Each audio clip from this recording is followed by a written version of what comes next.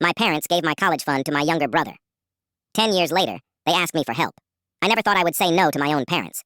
Not because I didn't love them, not because I wanted revenge, but because there is a point where you realize something painful. Some people don't miss you. They miss what you can do for them. And I learned that the hard way. My name is Daniel. I'm 29 years old now. And for most of my life, I was the child my parents called responsible. At first, I thought that was a compliment. I thought being responsible meant my parents trusted me. I thought being mature meant I was doing something right. But eventually, I realized something. Being the responsible child sometimes just means everyone expects you to handle things alone. I grew up with my younger brother, Ethan. He was 4 years younger than me, and from the outside, we looked like a normal family. My parents weren't abusive. They weren't terrible people. They weren't the kind of parents you see in movies. That's what made everything complicated, because when someone is obviously bad, it's easy to walk away. But when someone hurts you while still loving you, that's when things get confusing. Growing up, Ethan was always the special one, not because he was better, because my parents treated him like he had more potential. Ethan was charismatic, funny, outgoing. Everyone loved him. Teachers loved him. Family members loved him. He could walk into a room and people immediately noticed him.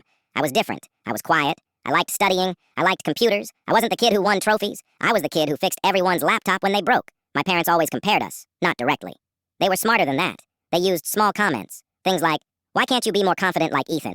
Or, "Ethan has such a natural talent with people." Or, "You should learn from your brother." The funny thing, I never hated Ethan. I actually looked up to him. He was my little brother. I wanted him to succeed. I wanted him to be happy. The problem was never Ethan. The problem was how my parents treated us differently. When I was 16, I started thinking seriously about college. I knew my family wasn't rich. My parents worked normal jobs. My dad was a mechanic. My mom worked in accounting. They weren't struggling, but money wasn't unlimited. So when they told me they had started a college fund for me, I was grateful. My dad sat me down one night.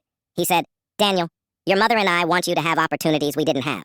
He told me they had been saving money for years. Not enough to cover everything, but enough to help. I remember that moment clearly, because for the first time, I felt like all my hard work was being recognized. I studied harder. I applied myself. I started preparing applications. I wasn't trying to be the favorite. I just wanted to make my parents proud. Then Ethan turned 16, and everything changed. Ethan discovered basketball, and he was actually good. Really good. He started winning competitions. Coaches noticed him. People started talking about scholarships. My parents were excited, more excited than I had ever seen them. And then one night, my dad called me downstairs. I was preparing for an exam. He looked uncomfortable. That's something I noticed immediately, because my dad was not someone who struggled to say things. He said, "We need to talk about the college money." I remember thinking maybe they found a better investment plan. Maybe something happened with the savings. Then he said, "Your mother and I think Ethan has a better opportunity right now." I didn't understand. "What do you mean?" My dad looked away. "His basketball scholarship chances are real. This could change his future." And then he said the sentence that changed how I saw my family.